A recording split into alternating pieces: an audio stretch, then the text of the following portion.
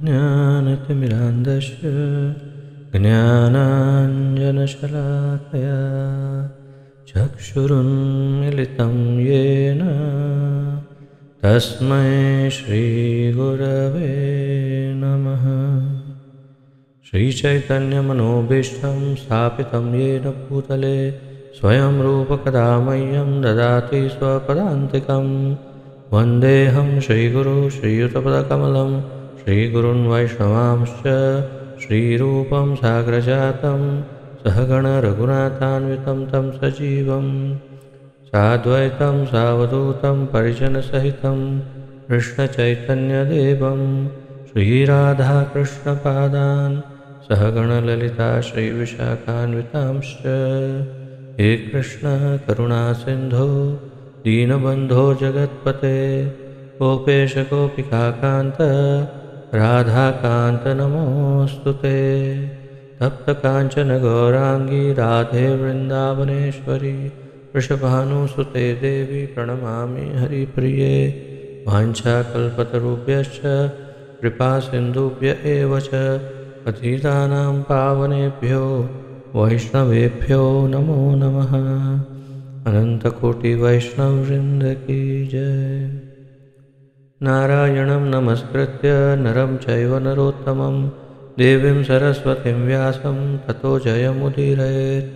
शृण्वतां स्वकथा कृष्ण पुण्यश्रवणकीर्तनः हृद्यन्तस्तो यभद्राणि विद्धुनोति सुहृत्सतां। नष्टप्रायेषु अभद्रेषु नित्यं भागवतसेवया भगवति उत्तमश्लोके भक्तिर्भवति नैष्ठिकी। ॐ नमो भगवते वासुदेवाय। ॐ नमो भगवते वासुदेवाय। ॐ नमो भगवते वासुदेवाय। नमः ॐ विष्णुपादाय कृष्णप्रेष्ठाय भूतले श्रीमते जयपताका स्वामिन् इति नामिने। नमो आचार्यपादाय निताय कृपाप्रदायने गौरकथाधामदाय नगरग्रामतारिणे। नमः ॐ विष्णुपादाय कृष्णप्रेष्ठाय भूतले श्रीमते भक्तिवेदान्त स्वामिन् इति नामिने। नमस्ते सारस्वते देवे गौरवाणी प्रचारिणे निर्विशेषशून्यवादी पाश्चात्यदेशतारिणे। जय श्री कृष्ण चैतन्य प्रभु नित्यानंद श्री अद्वैत गदाधर श्रीवासादि गौरभक्तवृंद।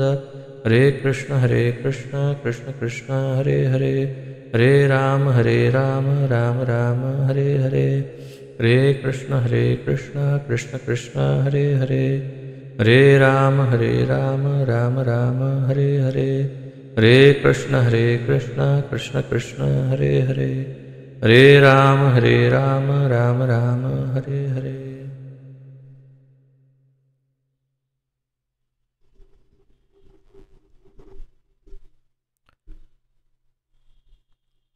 आप सबका स्वागत है आज के इस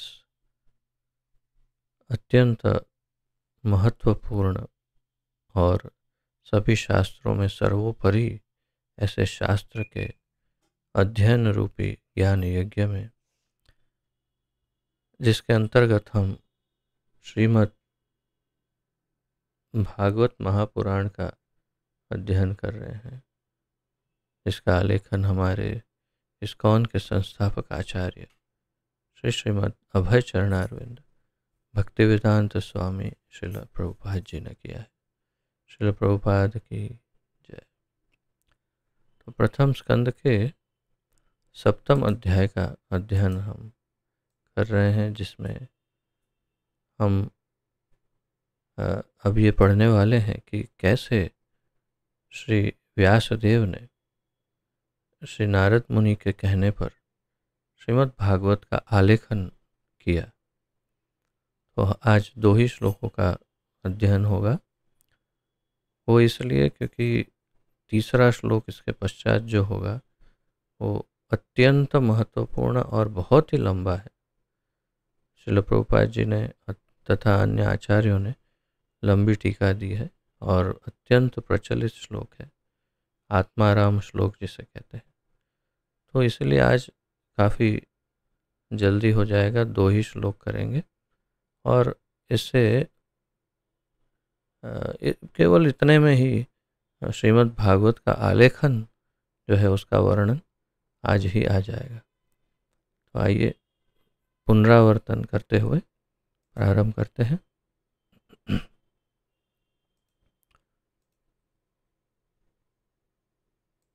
आप सब स्क्रीन पर देख पा रहे हैं श्लोक। तो हमने पिछले क्लास में देखा 6ठे श्लोक में और 7वें श्लोक में जो दोनों महत्वपूर्ण हैं, जिसे कंठस्थ भी किया जा सकता है, ऐसे श्लोकों में सूत गोस्वामी बताते हैं, जीव के भौतिक कष्ट जिन्हें वह अनर्थ समझता है, भक्ति योग द्वारा प्रत्यक्ष रूप से कम किए जा सकते हैं, किंतु अधिकांश जन इसे नहीं जानते। इसलिए विद्वान व्यासदेव ने इस वैदिक साहित्य का संकलन किया है, जिसका संबंध परम सत्य से है। तो इस श्लोक में हमें जानकारी मिली कि भौतिक संसार के जो कष्ट हैं वो तो बड़ी आसानी से भक्ति योग के द्वारा समाप्त हो जाते हैं, और ये भी कि ये इतना सरल है, शायद इसीलिए अधिकांश लोग इसको नहीं जानते, क्योंकि अगर ये जानते तो इनके कष्ट समाप्त हो जाते, तो उनके जो कर्मों के फल है वो कैसे भोगते। इसलिए उन्हें जानकारी नहीं मिलने दी जा रही है एक प्रकार से। और फिर भी गुरुजन, वैष्णवजन सदैव सभी जीवों पर अत्यंत दयालु होते हैं। इसलिए सभी जीवों पर दया करके व्यासदेव ने ऐसा एक ग्रंथ संकलित किया, जिसके अंतर्गत भक्ति योग और परम सत्य का अर्थात भगवान के विषय में संपूर्ण जानकारी दी हुई है। तो इसीलिए भले ही भगवान की व्यवस्था ऐसी हो कि लोग इस संसार में अपने कर्मों के फल भोगे, किंतु फिर भी वैष्णवों का ये परम कर्तव्य, उत्तरदायित्व है कि वे सदैव किसी को भी ये कष्ट भोगने के लिए सड़ने इस संसार में न दे। क्योंकि वास्तव में हम सब अगर देखें तो भले ही हम अपने आप को कितना ही प्रसन्न, आनंदित, उत्साहित कैसे भी हम न माने, किंतु सत्य यही है कि हम वास्तव में सदैव दुखी ही रहते हैं, अप्रसन्न ही रहते हैं। और जैसे ही भक्ति योग के संपर्क में आते हैं, हम सदैव निरंतर रूप से दिव्य आनंद में रहते हैं, और भौतिक कष्टों को ऐसा लगता है कि वो एक सपना था। फिर कभी भौतिक कष्ट यानी दुख जिसे कहते हैं, उस प्रकार के दुख हमें नहीं सताते। लेकिन यदि सबके साथ ऐसा होने लगे तो फिर सबके कर्मों का क्या होगा, उनके फल। इसलिए इन बातों को ऐसे गुप्त रखने का कोई विशेष प्रयास नहीं करते भगवान, लेकिन जनता ही अर्थात लोग ही इतने मूर्ख होते हैं कि वे इंद्रिय भोगों के कारण इन बातों में विश्वास करना ही नहीं चाहते, और इसीलिए वे भक्ति योग के महत्व को, शक्ति को नहीं जानते। तो सबसे महत्वपूर्ण बात कि ये वैदिक साहित्य भागवतम जो है उसके अंतर्गत संपूर्ण इसकी माहिती, जानकारी दी हुई है। और 7वें श्लोक में जो भी इतना ही महत्वपूर्ण है, कहा कि इस वैदिक साहित्य के श्रवण मात्र से पूर्ण पुरुषोत्तम भगवान श्री कृष्ण की प्रेमा भक्ति की भावना तुरंत अंकुरित होती है। इस वैदिक साहित्य श्रीमद् भागवत महापुराण के श्रवण मात्र से, सुनने से, केवल सुनने से पूर्ण पुरुषोत्तम भगवान श्री कृष्ण की प्रेम भक्ति तुरंत अंकुरित होती है, जो शोक, मोह तथा भय की अग्नि को तुरंत बुझा देती है। और ये तीन ताप जो है, शोक, मोह, भय, ये तीनों की अग्नि को भस्म कर देती है। भक्ति इन तीनों को भस्म करती है। भक्ति उत्पन्न होती है श्रीमद् भागवत के श्रवण मात्र से। तो श्रवण, भागवत का श्रवण, भागवत के श्रवण से भक्ति का उत्पन्न होना, और भक्ति शोक, मोह और भय को नाश करती है। तो ये दोनों श्लोक पिछली बार हमने किए थे, और अब आज के 2 श्लोक 8 और 9, आइए इसका उच्चारण करते हैं तथा अध्ययन।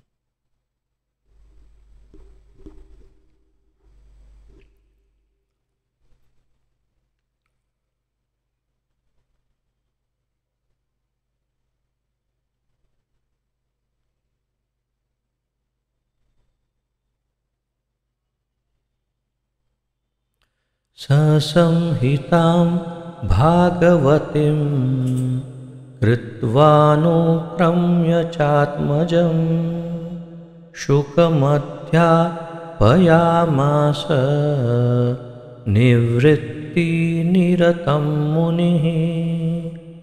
ससंहितां भागवतीं कृत्वानुक्रम्य चात्मजं शुकमध्यापयामास निवृत्तिनिरतं मुनिः। ससंहितां भागवतीं कृतवान् अनुक्रम्य चात्मजं शुकमध्यापयामास निवृत्तिनिरतं मुनिः। शुकम अध्यापया, तो इस श्लोक में ये बताया गया है कि फिर व्यासदेव ने श्रीमद् भागवत का संकलन किया और उन्हें अपने पुत्र शुकदेव गोस्वामी को दिया। शब्दार्थ: सह वह, संहिताम, सह अर्थात वो, वो कौन सी, क्या? संहिताम, वैदिक साहित्य या उस वैदिक साहित्य, भागवतीम, भगवान से संबंधित। प्रभुपाद जी ने भागवतीम का अनुवाद जैसा होता है, इस शब्द का जो अर्थ हो रहा है वैसे किया है। ऐसे तो हम भागवतीम का अर्थ समझेंगे भागवत, लेकिन भागवतीम का अर्थ है भगवान से संबंधित शास्त्र। कृत्वा, करके, अनुक्रम्य, शुद्धि तथा आवृत्ति द्वारा।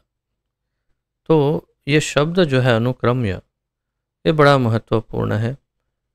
स्मरण रखना, हम इसको जब आचार्यों की टीका से देखेंगे तो अनुक्रम्य के 3 आचार्यों के अर्थ हम देखेंगे। यहाँ प्रभुपाद जी अनुक्रम्य शब्द का अर्थ करते हैं शुद्धि तथा आवृत्ति द्वारा। तो शुद्धि और आवृत्ति,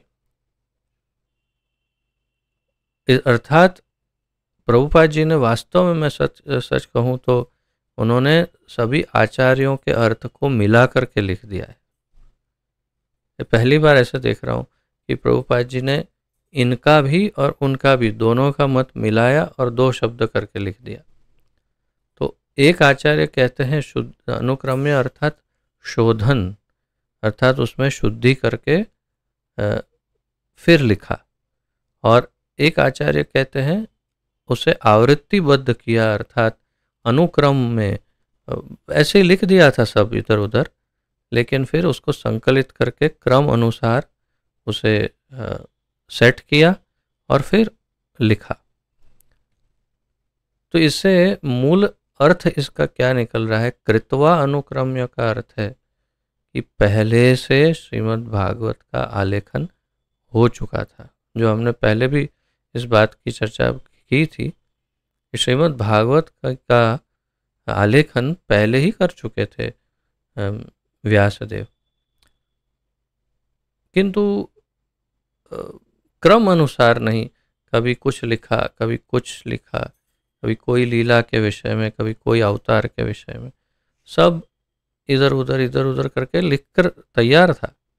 लेकिन जब गुरुदेव ने, नारद मुनि ने आदेश दिया तो उन्होंने उसे योग्य अनुक्रम में, क्रम के अनुसार उसे क्रमबद्ध किया और फिर लिख करके सबके सामने प्रस्तुत किया।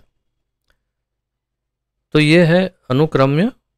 च तथा आत्मा आत्मजम, अपने पुत्र आत्मजम अर्थात अपना प्रियजन, आत्मजन जिसे हम कहते, तो आत्मजम या तो जो आत्मा से जन्मा है, अपने आप में से जन्मा है, तो पुत्र शुकम, शुकदेव गोस्वामी को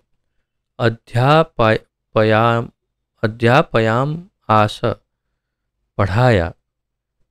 अध्यापक शब्द आप जानते हैं, अध्यापक यानी टीचर, अध्यापन और अध्यापयाम आस अर्थात पढ़ाया, सिखाया। निवृत्ति आत्म साक्षात्कार का मार्ग, निरतम संलग्न मुनि ही, मुनि ने। श्रील प्रभुपाद जी का अनुवाद देखते हैं। श्रीमद् भागवत का संकलन कर लेने तथा उसे संशोधित करने के बाद महर्षि व्यासदेव ने इसे अपने पुत्र श्री शुकदेव गोस्वामी को पढ़ाया, जो पहले से ही आत्म साक्षात्कार में निरत थे।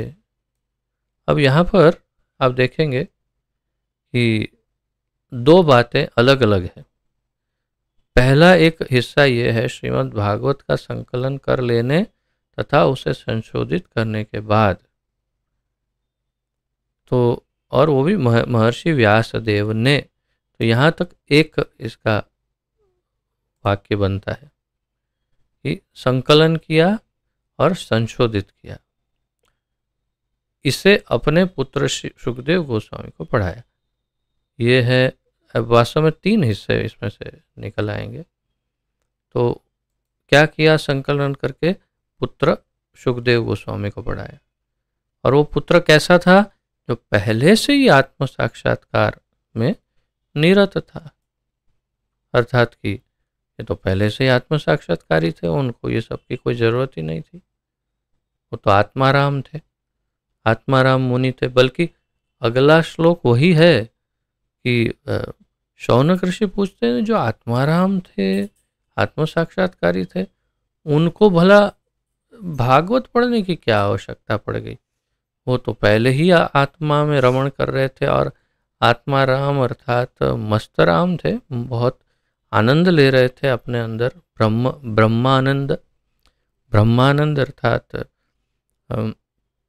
निर्गुण निर्विशेष ब्रह्म में रमण करते, कैवल्य आनंद को प्राप्त करते। तो उनको बोला क्या आनंद की आवश्यकता पड़ गई? तो ये प्रश्न अगला होगा और उसके बाद वाले श्लोक में समझाएंगे सूत गोस्वामी कि आत्माराम मुनियों को भी अत्यंत लुभाने वाला ये श्रीमद् भागवत है। तो यहाँ सबसे आश्चर्यजनक बात यह है कि जो पहले से ही आत्म साक्षात्कारी थे और नीरत का अर्थ क्या है? निरतम संलग्न, जो पहले से ही आत्म साक्षात्कार में संलग्न है, आत्म साक्षात्कारी है, उनको भला इसकी क्या आवश्यकता?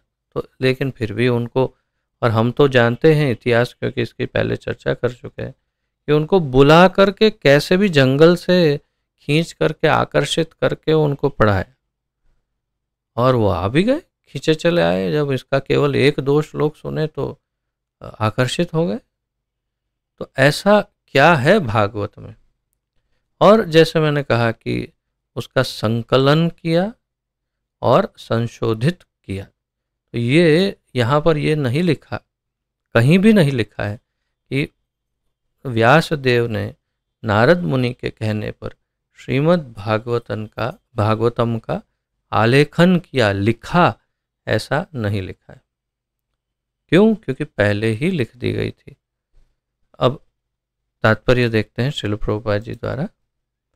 श्रीमद् भागवत व्यास देव द्वारा ही संकलित ब्रह्म सूत्र का सहज भाष्य है। तो एक बड़ा महत्वपूर्ण पॉइंट है ये कि इसकी चर्चा हमने बिल्कुल शुरुआत में काफ़ी विस्तार से की थी श्रीमद् भागवत के अध्ययन को प्रारंभ करने से पहले, और उस समय हमने ये स्पष्ट किया था कि श्रीमद् भागवत वास्तव में है क्या?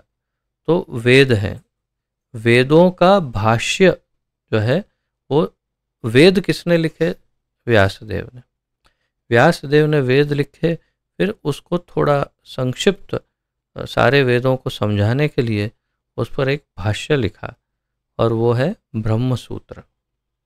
और फिर ब्रह्म सूत्र को और सरल बनाने के लिए और सभी सामान्य से सामान्य जनों को वेदों का ज्ञान देने के लिए उस पर और एक भाष्य लिखा, जो वेदों के भाष्य या सूत्र का भाष्य है, और उसका नाम है श्रीमद् भागवत महापुराण।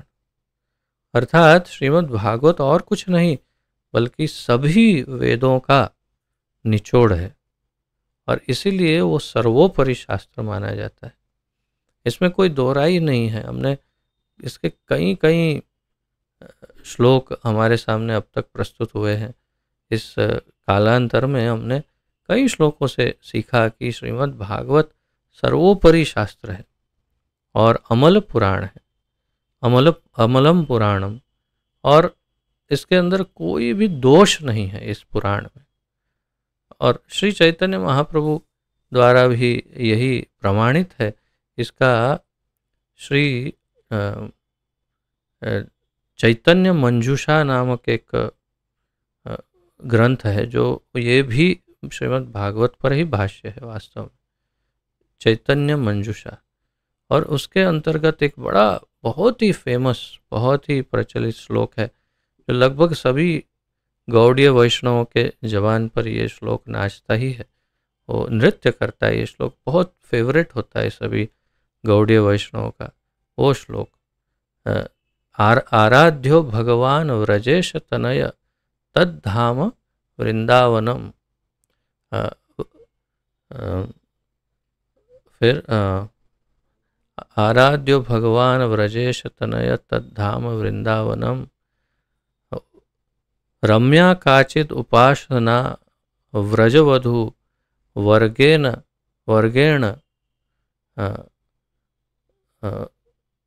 या कल्पिता। That's correct. तो रम्या काचिद उपासना व्रजवधु वर्गेण या कल्पिता, श्रीमद् भागवतम अमलम प्रमाणम, नहीं प्रेमो, just don't disturb me please. Shrimad Bhagavatam अमलम प्रमाणम प्रेम पुमार्थो महान, श्री चैतन्य महाप्रभुम तत्रा क्या है मतमिदम तत्रा समथिंग। तो वो उनका श्री चैतन्य महाप्रभु का मत है, और जो हमारे लिए सबसे अधिक महत्वपूर्ण है, ऐसा है। बीच बीच में यहाँ पीछे से कमेंट्री आ रही थी, तो मैं लास्ट वर्ड भी भूल गया उसका जो था वो। तो वास्तव में ये श्लोक मेरा बताने का कोई प्रयोजन ही नहीं था, किंतु ऐसे कई प्रमाण हैं कि जिसके अंदर श्रीमद् भागवत में जो प्रमाण है वो सब को कितना महत्व दिया है।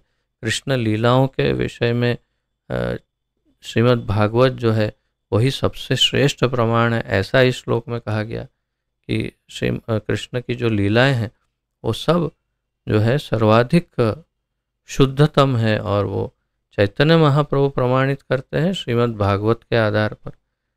और श्रीमद् भागवत अमल प्रमाणम, तो श्रीमद् भागवत स्वयं अमल है और प्रमाण है कृष्ण के की उन लीलाओं का। अर्थात ऐसे कई कई श्लोक हैं जिसमें ये सिद्ध होता है कि श्रीमद् भागवत जो है वो सबसे शुद्धतम प्रमाण है, जो सभी शास्त्रों का सर्वोपरि राजा है। तो यहाँ पर हमें केवल इतना याद रखना चाहिए कि सारे वेद, उनका निचोड़ है ब्रह्म सूत्र, जिसे वेदांत सूत्र भी कहते हैं, और उसका निचोड़ है श्रीमद् भागवत। श्रीमद् भागवत का निचोड़ और कुछ नहीं है, श्रीमद् भागवत से आगे और कुछ नहीं है। अगर गुह्य रूप से देखे तो श्रीमद् भागवत से आगे केवल एक ही शास्त्र है, और वो है श्री चैतन्य चरितामृत। अन्यथा गौड़ीय वैष्णवों के लिए है, किंतु अगर सामान्य जगत में देखें तो श्रीमद् भागवत परम प्रमाण है और सबसे परम शास्त्र है। तो यह ब्रह्म सूत्र या वेदांत सूत्र उन लोगों के निमित्त है।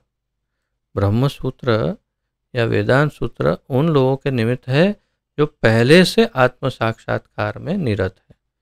ये हमारे लिए उतना महत्वपूर्ण नहीं, क्योंकि हम आत्म साक्षात्कार में निरत नहीं, हम आत्माराम मुनि नहीं, हम ब्रह्मवादी नहीं, निराकारवादी नहीं, हम वेदांती नहीं हैं, तो हमारे लिए ये महत्वपूर्ण नहीं। किंतु जो आत्म साक्षात्कारी है वो इसी का अध्ययन करते हैं। श्रीमद् भागवत इस तरह रचा गया है कि इसकी कथाएं सुनते ही मनुष्य आत्म साक्षात्कार के मार्ग में तुरंत प्रवृत्त हो जाता है। श्रीमद् भागवत इस तरह रचा गया कि इसकी कथाएं सामान्य से सामान्य व्यक्ति के लिए की गई। वो अब आजकल के लोग इसे और भी अधिक सामान्य बना देते हैं, अर्थात कि श्रीमद् भागवत ऐसे तो काफ़ी गहन है, और ऐसा नहीं होता तो मुझे ये बैठकर लेक्चर ही नहीं देने पड़ते, आप सीधा श्लोक पढ़ते और समझ जाते। किंतु इतना सरल भी नहीं है श्रीमद् भागवत, क्योंकि ये फिर भी 5000 वर्ष पूर्व लिखा गया, तो संस्कृत में है और 18,000 श्लोक है, तो कैसे समझेंगे। तो आजकल के लोगों ने, अर्थात जो कथाकार हैं, उन्होंने और भी सरल बना दिया। उन्होंने 7 दिन तक बस कथा ही कथा करना, उसमें सब कुछ आ गया। किंतु खैर वो उसका योग्य उपाय नहीं ही है। अगर वास्तविक भागवत का अध्ययन करना है तो श्रील प्रभुपाद जी जैसे परम वैष्णव के श्रीमुख से उक्त या तो उनके हस्तों से लिखित ये श्रीमद् भागवत का अध्ययन करना चाहिए, तब शुद्ध भागवत का अध्ययन हो पाएगा। अन्य किसी पूर्ववर्ती आचार्यों से भी कर सकते हैं, जैसे कि श्रील विश्वनाथ चक्रवर्ती ठाकुर, श्रील जीव गोस्वामी, श्रील सनातन गोस्वामी। श्रील सनातन गोस्वामी ने केवल 10वें स्कंद पर लिखा है। श्रील श्रीधर स्वामी, उनकी टीका से चैतन्य महाप्रभु के बहुत प्रिय, श्री चैतन्य महाप्रभु के सर्वाधिक प्रिय टीकाकार में से एक है श्रील श्रीधर स्वामी। उन्हें बहुत प्रिय थे वे, उनकी टीका का बड़ा आदर करते थे। तो हम सब वैसे श्रीधरी टीका जो है, श्रीधरी भागवत, उसी में से श्रील श्रीधर स्वामी की टीका से ही श्रील जीव गोस्वामी तथा श्रील विश्वनाथ चक्रवर्ती ठाकुर उसी से कुछ न कुछ आइडिया लेकर के आगे लिखते हैं। और कई बार तो बहुत बार ऐसा देखा मैंने कि सीधा ही श्रीधर स्वामी का ही रिपीट करते हैं जो उन्होंने कहा। और श्रील वल्लभाचार्य उन्होंने भी लिखी है टीका, जो हम स्टडी में हम इंक्लूड करते हैं इसको भी। तो ऐसे जो पूर्ववर्ती वैष्णव आचार्य हैं, जिनकी और भी अनेक होंगे, जैसे श्रील रामानुजाचार्य आदि अन्य वैष्णव संप्रदायों से, उन्होंने भी लिखी है। लेकिन आप किसी भी शुद्ध वैष्णव आचार्य की टीका पढ़ सकते हैं और सबका निचोड़ इस श्रील प्रभुपाद जी की टीका में है। तो श्रीमद् भागवत इस तरह रचा गया है कि इसकी कथाएं सुनते ही मनुष्य आत्म साक्षात्कार के मार्ग में तुरंत प्रवृत्त हो जाता है। यद्यपि, तो ये अवश्य ही महत्वपूर्ण है, यद्यपि यह मूल रूप से परमहंसों अर्थात आत्म साक्षात्कार में पूर्ण रूपेण संलग्न व्यक्तियों के लिए है, लेकिन यह संसारी व्यक्तियों के हृदयों में गहराई तक प्रविष्ट होकर प्रभाव डालता है। ये एक विलक्षण कमेंट है, श्लोक है। यहाँ पर एक ऐसी विशेष वस्तु लिखी गई है, यद्यपि यह मूल रूप से परमहंसों या अर्थात आत्म साक्षात्कार में पूर्ण रूपेण संलग्न व्यक्तियों के लिए है। इसका अर्थ क्या है? वास्तव में इसका अर्थ श्रील जीव गोस्वामी अपनी टीका में लिखते हैं। वे लिखते हैं, वास्तव में हम इसका थोड़ा सा अंश टच करेंगे हम जब अध्ययन करेंगे टीकाओं से, तो लेकिन उन्होंने इतना विस्तार से इस बात को लिखा है। उन्होंने लिखा कि वास्तव में दो श्रीमद् भागवत है। एक श्रीमद् भागवत पहले से ही है, जो हमेशा से थी, और उन्होंने कितने लिखे, कुछ 60,000 श्लोक या ऐसा कुछ, नहीं 6 मिलियन ना, अच्छा, तो 60 लाख श्लोकों से या ऐसा कुछ, इतनी बड़ी श्रीमद् भागवत, ओरिजिनल भागवत श्रीमद् भागवत है।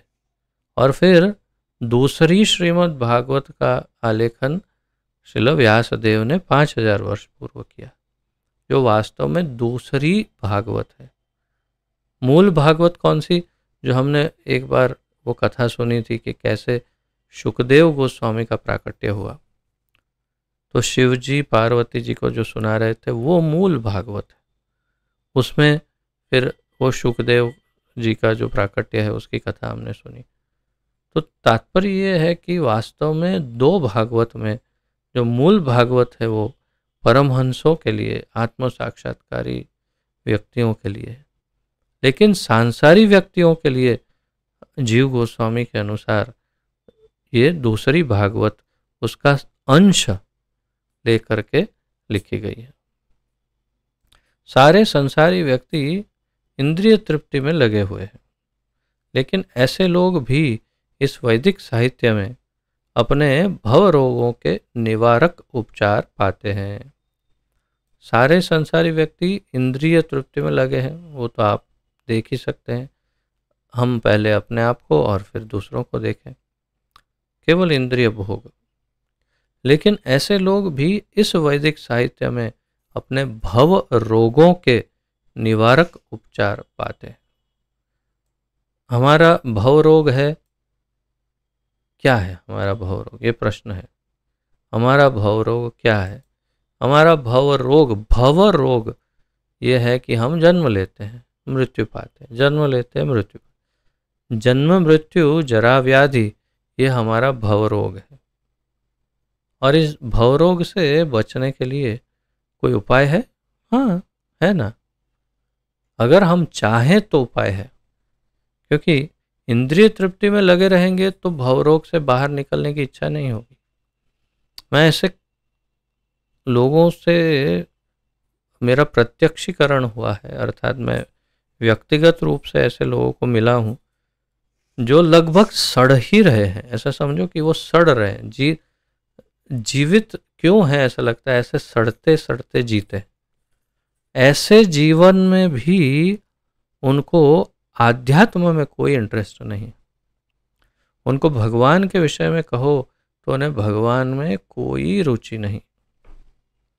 सड़ सड़ के जी रहे हैं, मरते मरते जी रहे हैं, इतनी तो दवाइयाँ खाते हैं, इतना इतना कष्ट भोगते हैं, और थोड़े थोड़े दिनों में कुछ ना कुछ ऑपरेशन, कुछ हॉस्पिटल, कुछ ये वो। ऐसे जीवन में भी उन्हें यदि भगवान के विषय में कहो तो भगवान से वे वास्तव में द्वेष ही करते, द्वेष भगवान से, और उनकी निंदा करते, और सड़ सड़ के मरना पसंद है।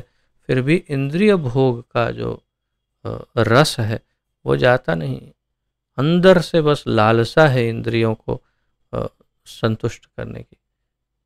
भगवान ये होने नहीं देते, भगवान उनको कष्ट पर कष्ट देते हैं, स्वयं व्यक्तिगत रूप से नहीं, उन्हें तो कोई लेना देना ही नहीं ऐसे लोगों से, लेकिन भगवान की व्यवस्था जो कर्मों की है, तो कर्मों के बंधन से वो कष्ट भोगते ही रहते हैं, इंद्रियों के लिए और आकर्षित होते ही रहते हैं, फिर भी भगवान के प्रति आकर्षण नहीं।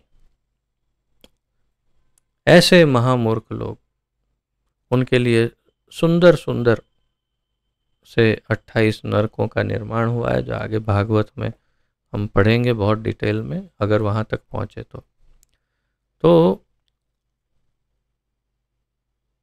अब यदि फिर भी ऐसे दुख भोगने वालों में से किसी को ऐसा लगे कि चलो भाई अब बहुत हुआ, बाहर निकलो, कैसे निकले, तो ऐसे लोगों के लिए ये वैदिक साहित्य श्रीमद् भागवत सारे भव रोगों का निवारक उपचार हो सकता है।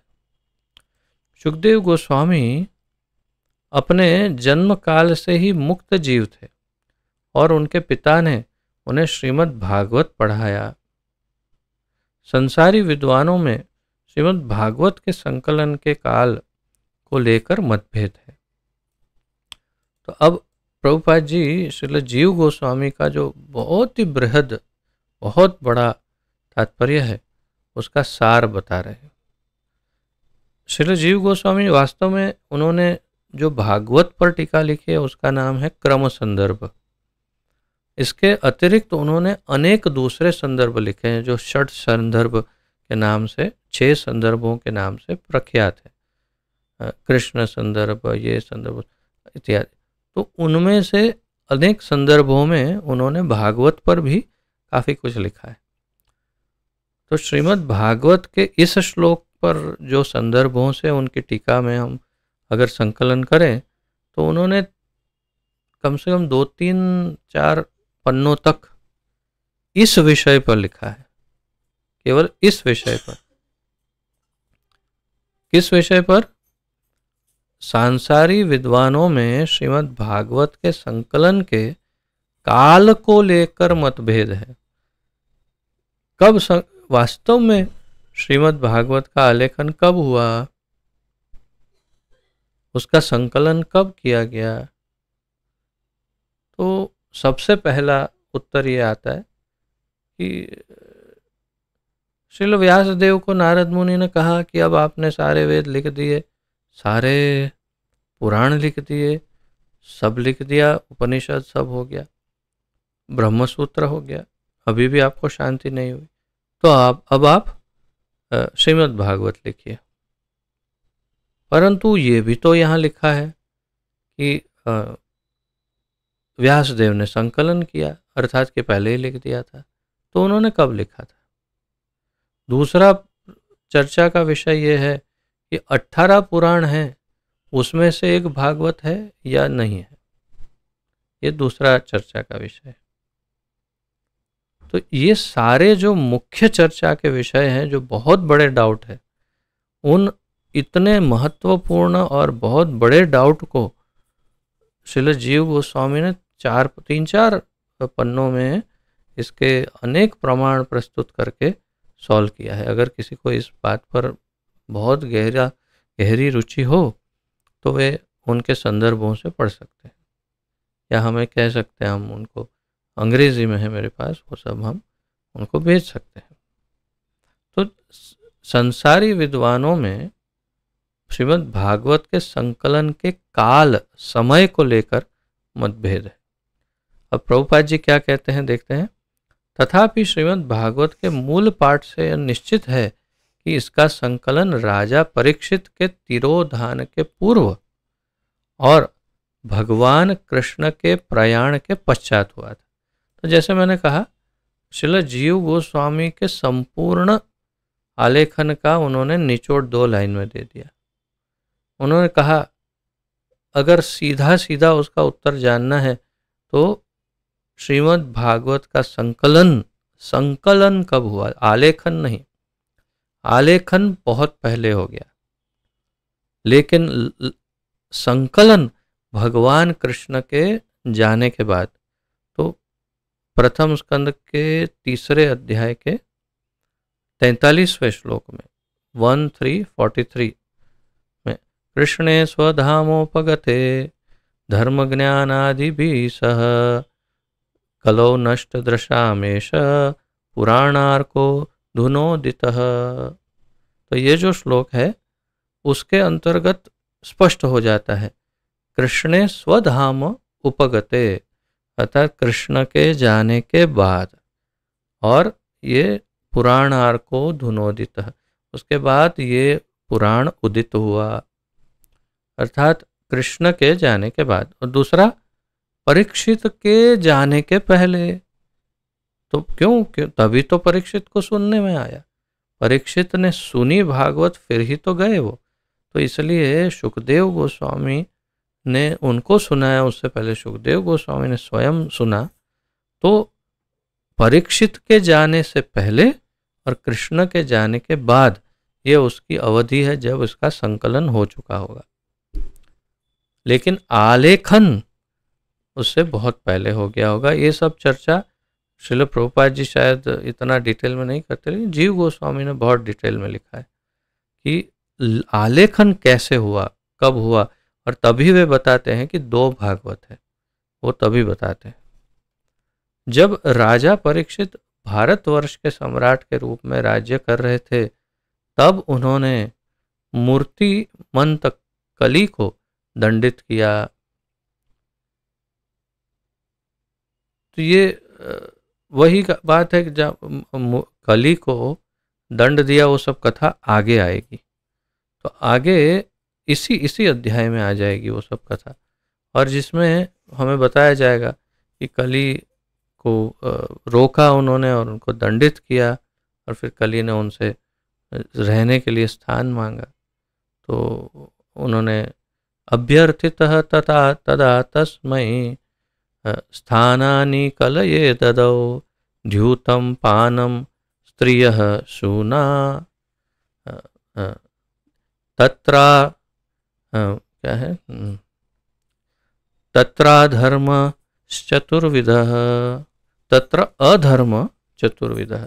तो जहाँ 4 अधर्म है वहाँ पर यह है 1:17:38 1.17.38। इसमें कली को 4 स्थान रहने के लिए दिए, और फिर 1:17:39 में बताते हैं कि 5वां स्थान उनको दिया स्वर्ण। तो 5 स्थान रहने के लिए दिए। वो घटना जहाँ पर कली को दंडित किया जाता है, तो उसकी बात कर रहे प्रभुपाद जी कि जब राजा परीक्षित भारतवर्ष के सम्राट के रूप में राज्य कर रहे थे, तब उन्होंने मूर्तिमंत कली को दंडित किया। प्राधिकृत शास्त्रों तथा ज्योतिष गणना के अनुसार कलयुग अपने 5000वें वर्ष में है। तो हम अगर एग्जैक्ट देखने जाएं तो लगभग 5.25 से 5,500 के बीच में बैठता है गणना। तो उतना समय, उतनी अवधि हुई है कलयुग को।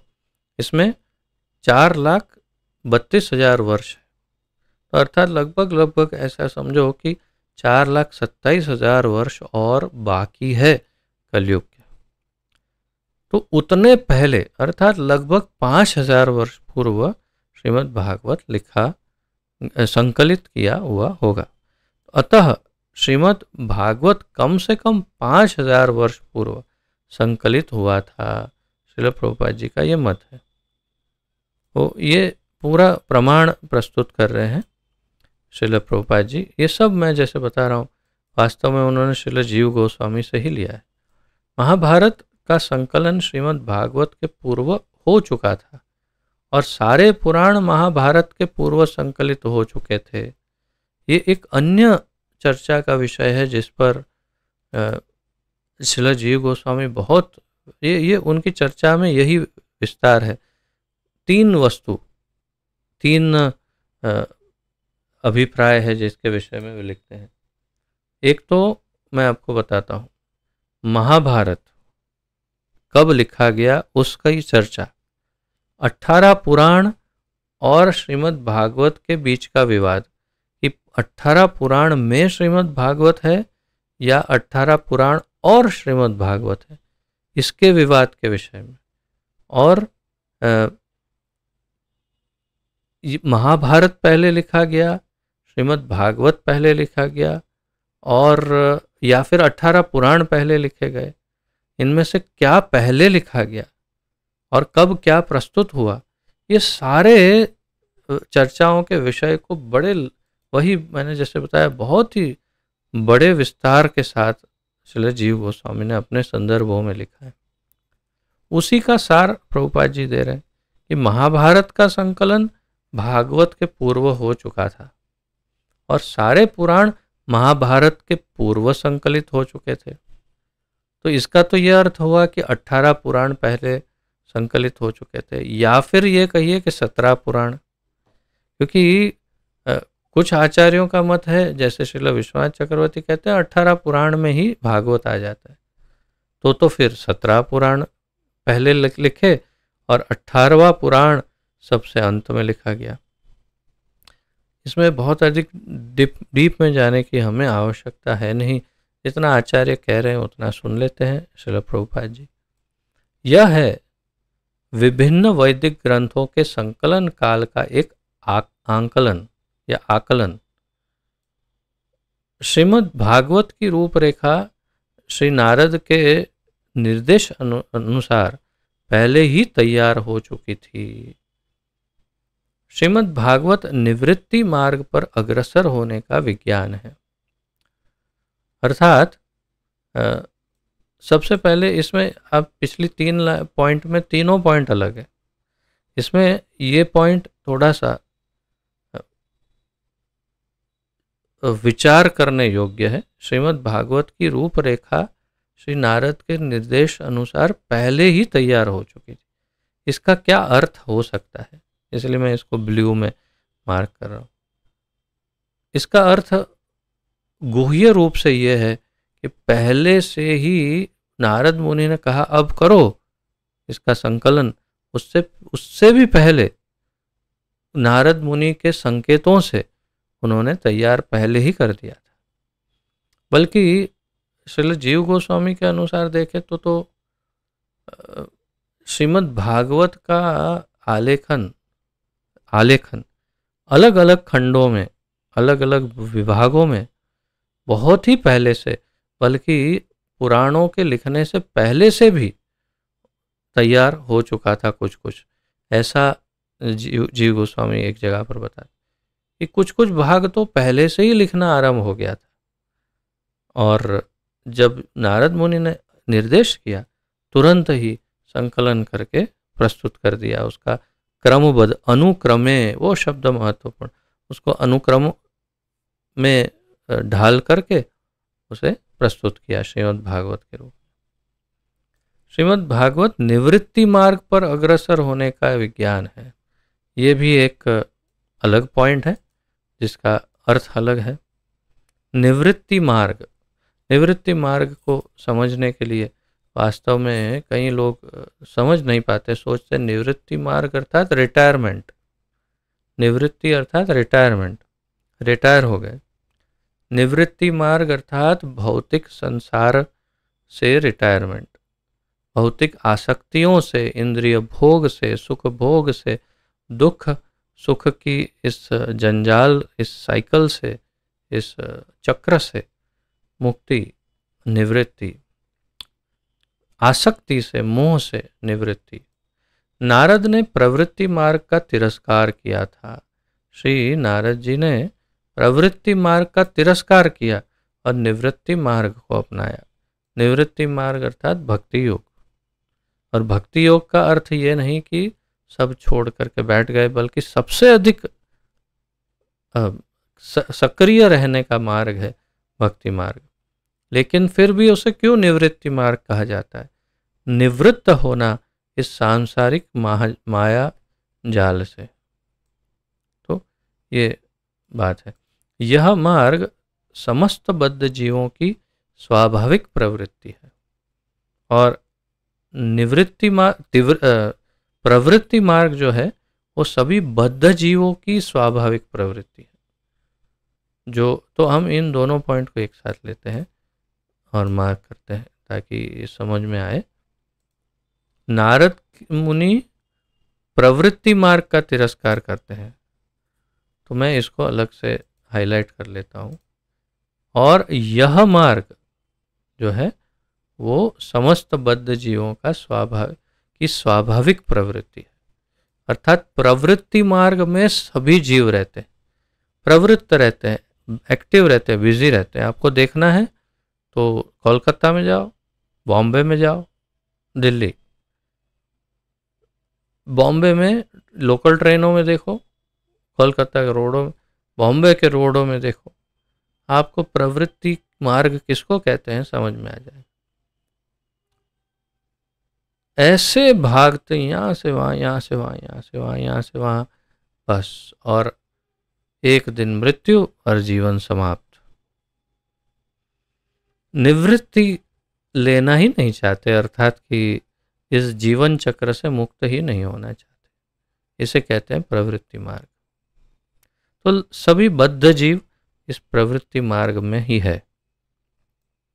श्रीमद् भागवत की विषय वस्तु मानव जाति के भवरोग का या तो इस प्रवृत्ति मार्ग का या संसार के तापों को पूर्ण रूप से रोकने का उपचार है। श्रीमद् भागवत जो है वो क्या है? वो इस प्रवृत्ति मार्ग से कैसे मुक्ति मिले, कैसे मानव जाति को भवरोग से मुक्ति मिले, उसका उपचार बताया है।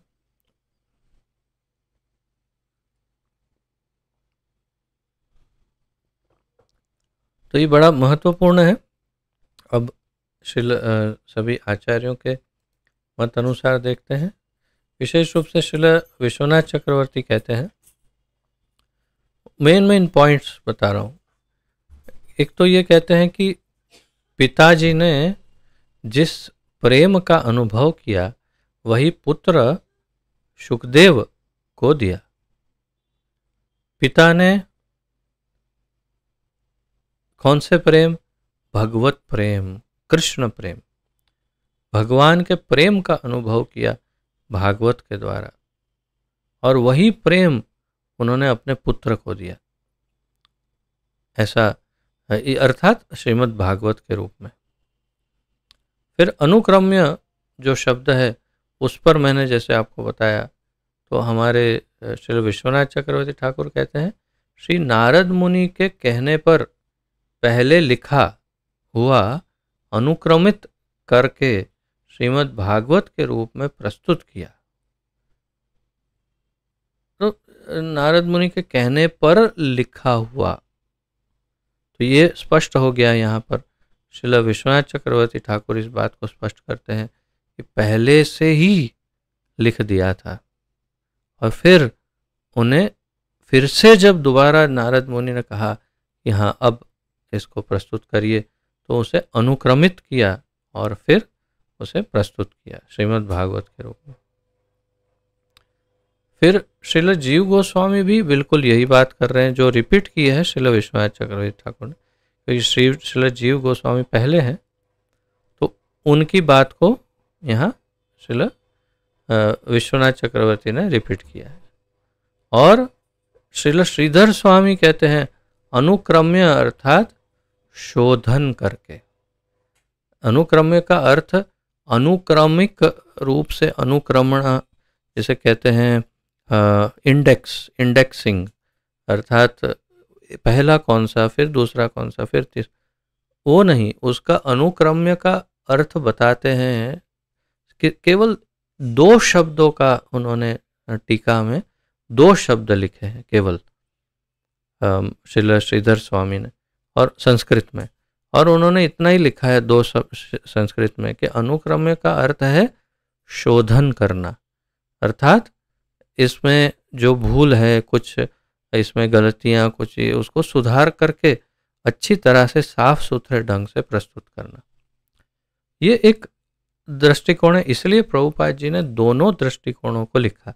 उन्होंने लिखा कि अनुक्रमिक रूप से शोधन करके प्रस्तुत करना, ऐसे तात्पर्य है कि दोनों अलग अलग दृष्टिकोण है। फिर श्रील विश्वनाथ चक्रवर्ती कहते ये दूसरा श्रीमद् भागवत है, ये श्रील विश्वनाथ चक्रवर्ती ठाकुर भी कहते हैं, और पहले से जो है वो ये नहीं है। तो श्रील विश्वनाथ चक्रवर्ती भी इस बात को रिपीट करते हैं कि ये पहले से जो दिया हुआ था वो ये श्रीमद् भागवत नहीं है, जो काला, इसका कोई काल नहीं है, समय निश्चित नहीं है, जो हमेशा ही है, जो अंग्रेजी में कहते हैं इटर्नल, अर्थात शाश्वत रूप से हमेशा है ही, ऐसा जो श्रीमद् भागवत महापुराण है वो ये नहीं है। ये 18 पुराण में से एक है ये वाला भागवत, ऐसा श्रील विश्वनाथ चक्रवर्ती कहते हैं। जैसे मैंने कहा जीव गोस्वामी लिखते हैं कि 18 में से एक है या ये 19वां है, और जिसे कृष्ण के जाने के बाद श्रील व्यासदेव ने लिखा, कृष्ण स्वधामोपगते, इस श्लोक का संदर्भ लेकर के श्रील विश्वनाथ चक्रवर्ती कहते हैं। तो बस इतना ही है, ये हमारे आचार्यों के तात्पर्य में इतना ही है। और फिर आज का 9वां दूसरा श्लोक ले लेते हैं, उसके पश्चात विराम लेंगे।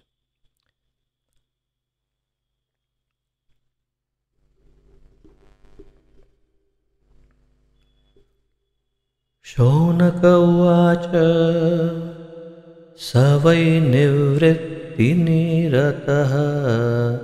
सर्वत्रोपेक्षको मुनिः कस्य वा बृहतीमेताम्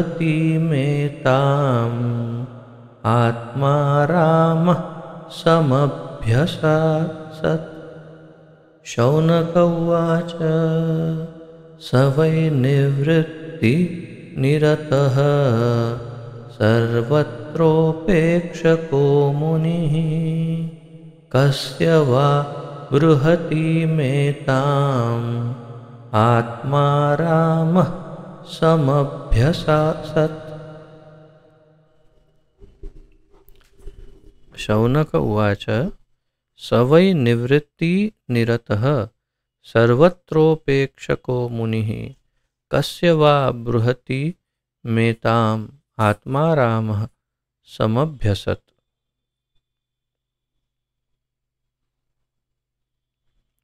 शब्दार्थ। शौनक उवाच, श्री शौनक ने पूछा, उवाच लिखा है लेकिन वास्तव में प्रश्न है, तो इसलिए प्रभुपाद जी ने अनुवाद किया पूछा। सह वह, वही निश्चय ही, निवृत्ति तो वे होना चाहिए, यहाँ पर वह नहीं वे, क्यों? क्योंकि ये सुखदेव गोस्वामी के संदर्भ में है तो उन्हें सम्मान से ही बुलाना चाहिए। सह वे, वही निश्चय ही, निवृत्ति आत्म साक्षात्कार के पथ पर, निरतः सदैव लगे हुए, लगा हुआ नहीं लगे हुए, सर्वत्र सभी प्रकार से, उपेक्षकः उदासीन, मुनि ही मुनि, कस्य किस कारण से, वा अथवा, बृहतिम विशाल, एताम इस, आत्म आरामः अपने आप में प्रसन्न रहने वाला, वाले अपने आप में प्रसन्न रहने वाले, समभ्यसत अध्ययन किया। तो आत्माराम जो अत्यंत महत्वपूर्ण या अत्यंत प्रचलित श्लोक है, आत्माराम श्लोक, इस पर चैतन्य महाप्रभु ने 64 अलग अलग उसके अर्थ समझाए श्रील सार्वभौम भट्टाचार्य को, उस शब्द को प्रभुपाद जी ने यहाँ पर इसका अर्थ बताया। अपने आप में प्रसन्न रहने वाला जो है उसे आत्माराम कहते हैं, ऐसे व्यक्ति को। तो श्री शौनक ऋषि ने सूत गोस्वामी को पूछा, श्री शौनक ने सूत गोस्वामी से पूछा, सुखदेव गोस्वामी तो पहले से ही निवृत्ति मार्ग पर चल रहे थे और इस तरह वे अपने आप में प्रसन्न थे, तो फिर उन्होंने ऐसे बृहत साहित्य का अध्ययन करने का कष्ट क्यों उठाया? तो स्वाभाविक है ये प्रश्न उठना कि इतने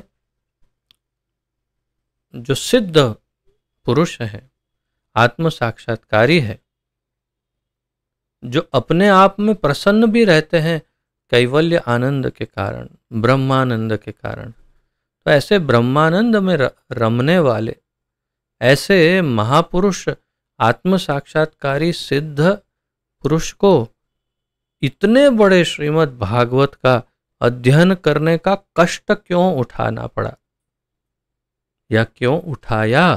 अर्थात ये भागवत में ऐसा क्या है कि जो मुक्त आत्मा भी, आत्माराम अर्थात मुक्त आत्मा, तो ऐसी मुक्त आत्माएं भी इसमें खींची चली आती है। ये मूल प्रश्न है। तो ये प्रश्न का उत्तर जो है वो वास्तव में श्रीमद् भागवत का गुणगान है, या ये कहिए कि ये प्रश्न ही श्रीमद् भागवत का गुणगान करने के लिए है। तो ये प्रश्न का मूल अर्थ क्या है? भागवत में ऐसा क्या अति विशेष है कि जो पहले ही लिबरेटेड सोल है, मुक्त आत्मा है, आत्माराम है, वो इसको पढ़ने का इतना कष्ट करते हैं?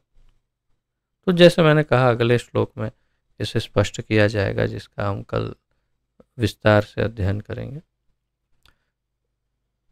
तो यहाँ पर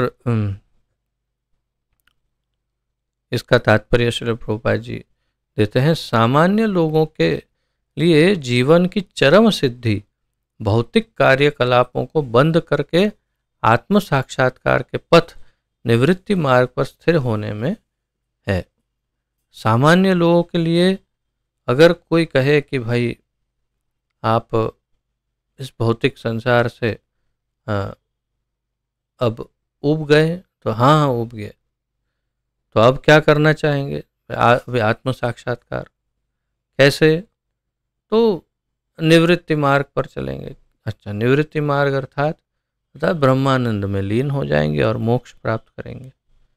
अर्थात सामान्य लोगों की समझ के अनुसार मुक्ति का मार्ग भी निवृत्ति मार्ग, और उसमें भी विशेष रूप से ब्रह्मानंद का या ब्रह्म साक्षात्कार, आत्म साक्षात्कार और निर्गुण निराकार ब्रह्म में से कैवल्य आनंद प्राप्त करना, यही सब उनका लक्ष्य होता है।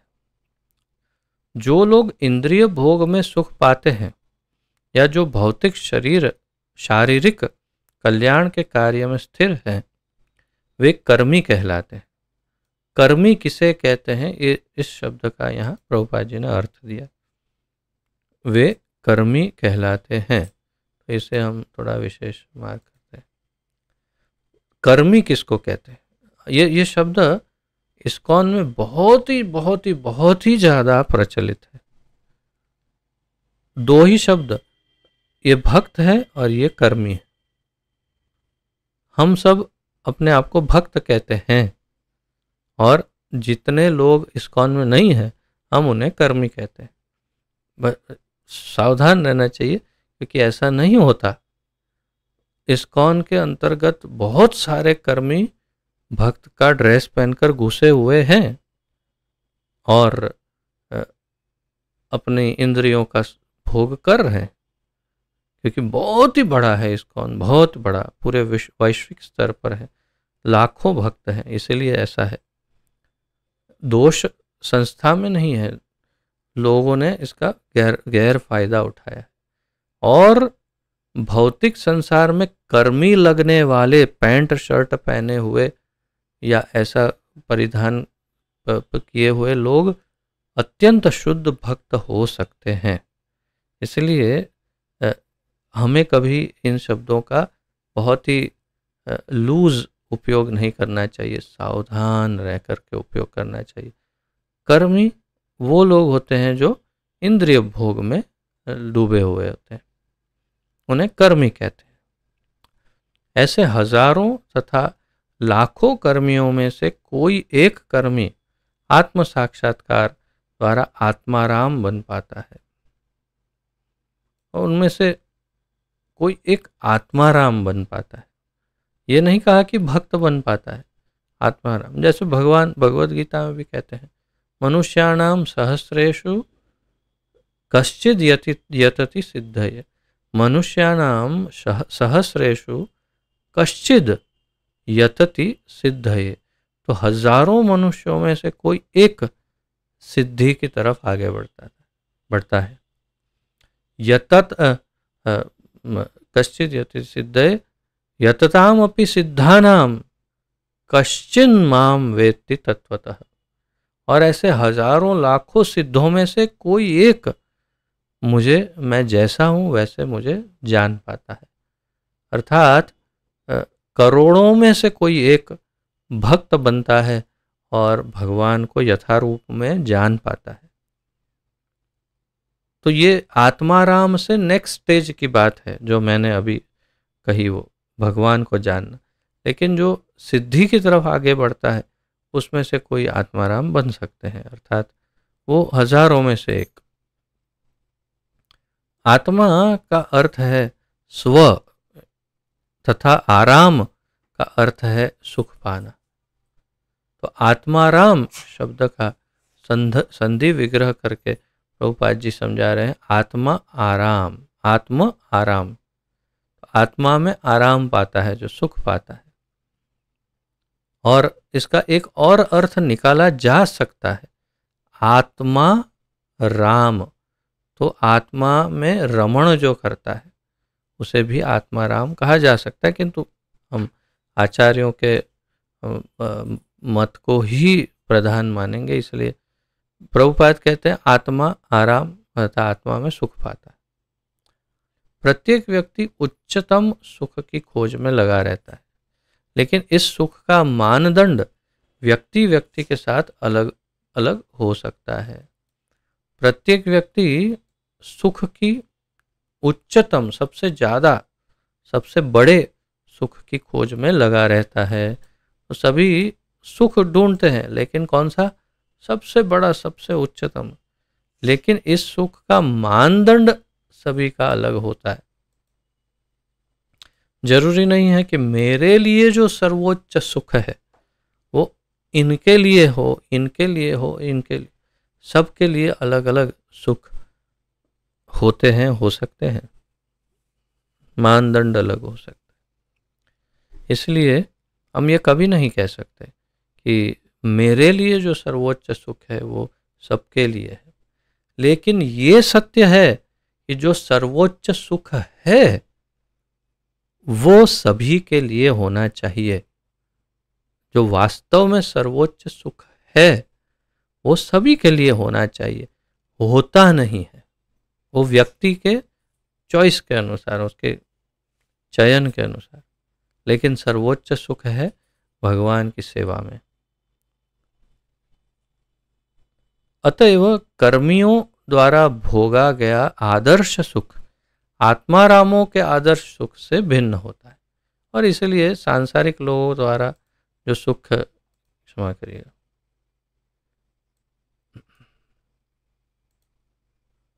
सांसारिक लोगों के द्वारा जो सुख भोगा जाता है उस सुख भोग में और हमारे या आत्मारामों के सुख में बड़ा अंतर होता है। आत्माराम हर तरह से भौतिक भोग के प्रति अन्य मनस्क रहते हैं। आत्माराम जो हैं वो भौतिक भोग के प्रति अन्य मनस्क रहते हैं। अर्थात अन्य मनस्क का अर्थ है उदासीन या उसके प्रति कोई आकर्षण नहीं है, उसके प्रति ध्यान नहीं देते। किसके प्रति? भौतिक भोग के प्रति। सुखदेव गोस्वामी ने क्या किया, वो उदाहरण से समझ जाएंगे कि आत्माराम कैसे होते। जैसे ही माता के गर्भ से बाहर आए तो लगभग 16 वर्ष की आयु के थे। उन्होंने अपने माता पिता का मुख भी नहीं देखा, और ऐसा भी कहते हैं कि नाभि की जो नाल होती है उसको भी नहीं काटा। सीधे ही बिना किसी का चेहरा देखे चल दिए और जंगल में चले गए और ध्यानस्थ हो गए। इतने आत्माराम, इतने अन्यमनस्क भौतिक जगत के लिए कि माता और पिता का चेहरा भी नहीं देखा, सीधे जंगल में चले गए। श्रील सुखदेव गोस्वामी ने यह अवस्था पहले से ही प्राप्त कर ली थी, तो भी उन्होंने इस बृहद भागवत ग्रंथ का अध्ययन करने का कष्ट उठाया। तो मुख्य पॉइंट क्या है कि ऐसी अवस्था सुखदेव गोस्वामी ने तो प्राप्त कर ली थी, तो भी वापस आए अपने पिता के पास, उनके शिष्य बने और उनको रिक्वेस्ट किया, याचना की, कृपया मुझे भागवत सिखाएं। क्यों? अरे ये बरहा, पीड़म, नटवर, वपु, ये किसका वर्णन है? इतना सुंदर वर्णन, यह कौन है? भगवान। भगवान, इनका इतना सुंदर रूप है, तो बताइए। तो पहले पहले प्रतिज्ञा लो, मेरा शिष्य बनोगे, यहीं रहोगे, पूरा सीख के जाओगे। वो हाँ ठीक, प्रतिज्ञा। तब सुखदेव जी को उनके पिता व्यासदेव, उनके गुरु, उन्होंने संपूर्ण भागवत दी। तो क्यों वापस आए भागवत के लिए जो इतने विरक्त थे? इसका अर्थ यह है कि श्रीमद् भागवत उन आत्मारामों के लिए भी स्नातक उत्तर अध्ययन का विषय है जिन्होंने समस्त वैदिक ज्ञान का अध्ययन कर लिया है। स्नातक उत्तर अर्थात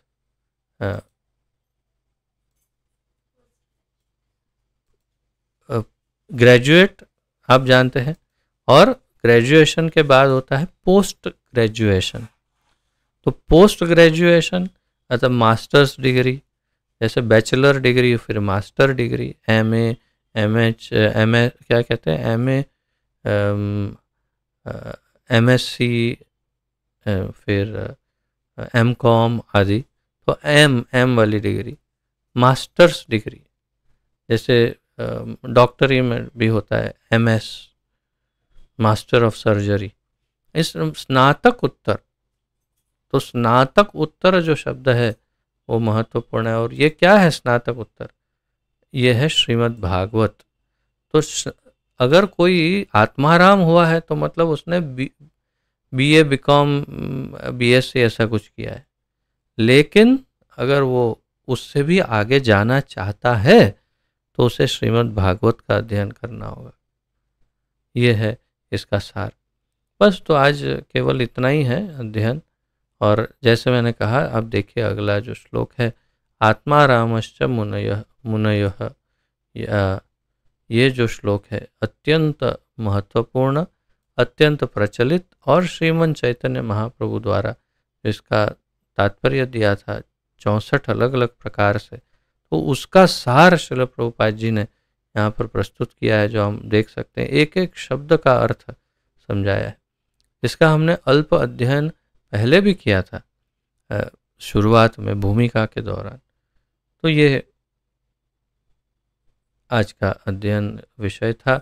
यदि किसी का इस संदर्भ में कोई प्रश्न हो, कोई जिज्ञासा आदि हो, सुधार सुझाव आदि, तो प्रस्तुत कर सकते हैं। आपका स्वागत है।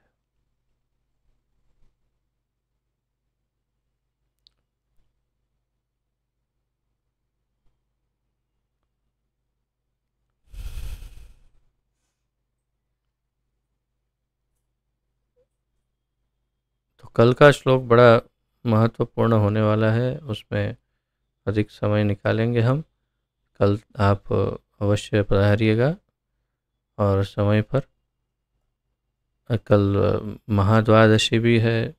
कल बहुत सारी तिथियां सम्मिलित हो रही है। वास्तव में तिथियां 3 दिन में है विभक्त, लेकिन मनाई कल ही जाएगी सबकी सब। केवल इतना ही है कि आज का जिनका आविर्भाव या तिरोभाव हो वो आज मनाया जाता है एकादशी का, लेकिन जिनका जो उपवास है वो कल किया जाएगा, क्योंकि कल महाद्वादशी है। तो कल एकादशी का उपवास होगा। और जीव गोस्वामी का आविर्भाव दिवस परसों, मैंने सब ये नोट में लिखा तो था व्हाट्सएप में। और श्रील भक्ति विनोद ठाकुर का आविर्भाव दिवस वो परसों है, उसका उपवास कल होगा। और कल श्री वामन द्वादशी है। वामन बारस गुजराती में कहते हैं, तो वामन देव का आविर्भाव दिवस वो भी कल है। तो उसके लिए भी विष्णु तत्व है। ये सब के कारण 12 बजे तक तो निर्जल करना ही करना है। अगर संभव हो, जो कर रहे हो पूरा तो पूरा भी कर सकते हैं, लेकिन कल उपवास का दिन है पूरा। ये विशेष दिन है कल बड़ा। और कल यथासंभव हम आत्माराम श्लोक का अध्ययन करेंगे और भी आनंद आएगा। तो आज विराम लेते हैं। पतित पावन जगत गुरु श्रील प्रभुपाद की जय। पतित पावन गुरुदेव की जय। ग्रंथराज श्रीमद् भागवत महापुराण की जय। अनंत कोटि गौर भक्त वृंद वैष्णव वृंद की जय। निताय गौर प्रेमानंदे हरि हरि बोल। वांछा कल्पतरुभ्यश्च कृपा सिंधुभ्य एव च पतितानां पावनेभ्यो वैष्णवेभ्यो नमो नमः। सबको दंडवत प्रणाम। सबका बहुत बहुत धन्यवाद। हरे कृष्ण।